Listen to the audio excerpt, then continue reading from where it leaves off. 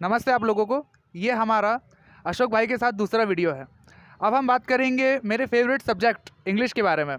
तो क्या कभी इन्हें ऐसा लगा कि इन्हें इंग्लिश आनी चाहिए, या कहीं कहीं पर उन्हें ऐसा लगा कि यार मुझे इंग्लिश में बात करना ज़रूरी है? तो मैं इनसे जानना चाहूँगा कि इंग्लिश के बारे में इनके क्या विचार हैं, इनके क्या मत है, ये क्या सोचते हैं इंग्लिश के बारे में। सभी को मेरा मैं ये बोलना चाह रहा हूँ कि इंग्लिश नमस्कार, ये नमस्कार कहना चाह रहे थे। मैं ये बोला नमस्कार कहना चाह रहा था और मैं ये बोल रहा हूँ कि जैसे हमारे लिए अपनी मातृभाषा हिंदी बहुत ज़रूरी है, वैसे आज के समय में इंग्लिश भी उतना ही ज़रूरी है, क्योंकि आज किसी भी टॉपिक में बात कर लिया जाए तो 75% इंग्लिश बीच में आ ही जाती है। आप किसी वैकेंसी की तैयारी कर रहे हो, आप खुद पढ़ाई कर रहे हो, आप या कहीं पे इंटरव्यू देने जा रहे हो, तो आपको 75% इंग्लिश का सामना करना ही पड़ेगा। और जब तक आप ये नहीं करोगे तो आपका सिलेक्शन बेस नहीं होने का है, और नहीं होगा तो फिर आपकी तो मेहनत जाके धरी की धरी रह जाएगी। इसलिए मैं चाह रहा हूँ कि मेरे तरफ से पर्सनली बोल रहा हूँ कि आप थोड़ा बहुत इंग्लिश में, थोड़ा नहीं बहुत अच्छा, हाँ, योगदान दे सको तो बहुत ज़्यादा अच्छा है। आप इंग्लिश की तैयारी उतना ही करो जितनी आप एक कंपटीशन एग्ज़ाम की तैयारी कर रहे हो। अच्छा, जैसे मुझे लोग कहते हैं कि यार इंग्लिश सीख कर क्या करेंगे, इंग्लिश में यार कुछ रखा क्या है, हम अपने देश में रहते हैं, मातृभाषा है हमारी, तो हम इंग्लिश नहीं सीखेंगे, हमको इंग्लिश सीखना ही नहीं है। तो उनके बारे में आप क्या बोलोगे?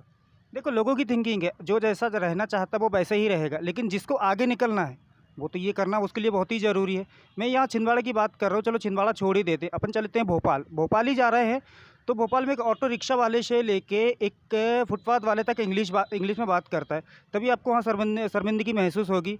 अवश्य होगी ही होगी, क्योंकि आप एक जीन्स खरीदने जाओ किसी भी मॉल पे, छिंदवाड़ा ले लो या भोपाल ले लो, कहीं भी ले लो, तो वहाँ के जो सेलर लोग रहते हैं वो 75% इंग्लिश यूज़ करते हैं। और आप यदि वहाँ पे नहीं बोल पा रहे हैं इंग्लिश, आपको एक अजीब फील होगा कि नहीं यार, मैं मतलब आपको शर्मिंदा महसूस होगी। इसलिए मैं चाह रहा हूँ कि आप इंग्लिश में उतना ही ध्यान दो जितनी अपनी मातृभाषा में देना भी ज़रूरी है। ये है आपका की पॉइंट, यानी मेन चीज़ आपकी घूम फिर कर ये आती है कि जो लोग कहते हैं कि हिंदी हमारी मातृभाषा है, हमें इंग्लिश नहीं सीखना है, इंग्लिश सीख कर हम करेंगे क्या? तो भाई ठीक है, हमें भी ऐसा लगता है कि यार हिंदी हमारी मातृभाषा है, हम भी रिस्पेक्ट करते हैं, लेकिन हम दुनिया देख रहे हैं।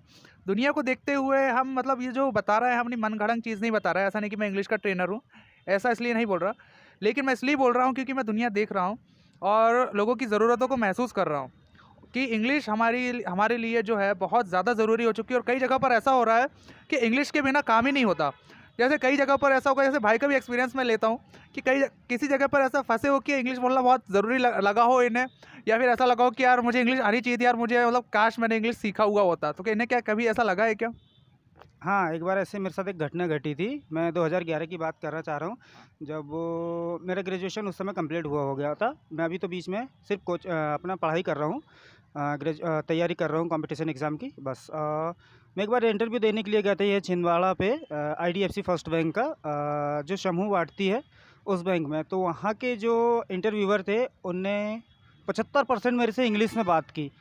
तो मैं तो जितना समझ में आता था वो उतना रिप्लाई उनका करता रहता था। बाकी बीच-बीच में जो समझ में नहीं आता था तो मैं सर हिलाने के अलावा कोई चांस नहीं था अपने पास। तो उन्होंने बाद में मुझे रिजेक्शन का ठप्पा लगा दिया मेरे ऊपर कि बोले, "सर आपको इंग्लिश आती नहीं है, हम आपको ले नहीं सकते।" मैंने बोला, "सर मेरे को हिंदी तो आती है, आप हिंदी में तो ले सकते हो।" "नहीं, हमारे पास बोले जो क्वेरी वगैरह आती हैं, जो हमारी फॉर्मेलिटी होती है वो टोटल 100% इंग्लिश में होती है, आप कैसे कर पाओगे?" तो मैंने बोला, "सर कोई चांस होगा तो देख लीजिए।" बोले, "नहीं हो सकता।" तो मजबूरी में वापस आना पड़ा, जबकि तैयारी फुल थी।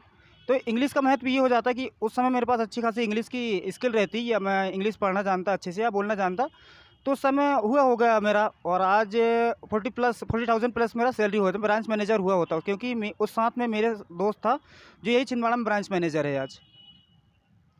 बड़ा बताइए, that's an important thing. So what I told you last time, English is very important. So this is a thing that we should focus on. हमें हमेशा इन चीज़ों पर फोकस करना चाहिए कि हमारे लिए इंग्लिश जो है मतलब काफ़ी सारी जगहों पर है यार, इसके लिए मेरे पास शब्द ही नहीं है। तो भाई के मतलब सबसे पहले मैं थैंक यू कहूँगा कि इन्होंने मतलब अपने विचार जो रखे मेरे स्टूडेंट्स के काम आएंगे, और जो मेरे कलीग्स हैं और जो मेरे काफ़ी सारे जो दोस्त हैं उन सभी के लिए ये काफ़ी यूज़फुल होगा। So thank you so much Ashok भाई, आपको मेरे मतलब चैनल की तरफ से, मेरे इंस्टीट्यूशन की तरफ से और मेरी तरफ से थैंक यू सो आपको भी मच। बहुत बहुत धन्यवाद।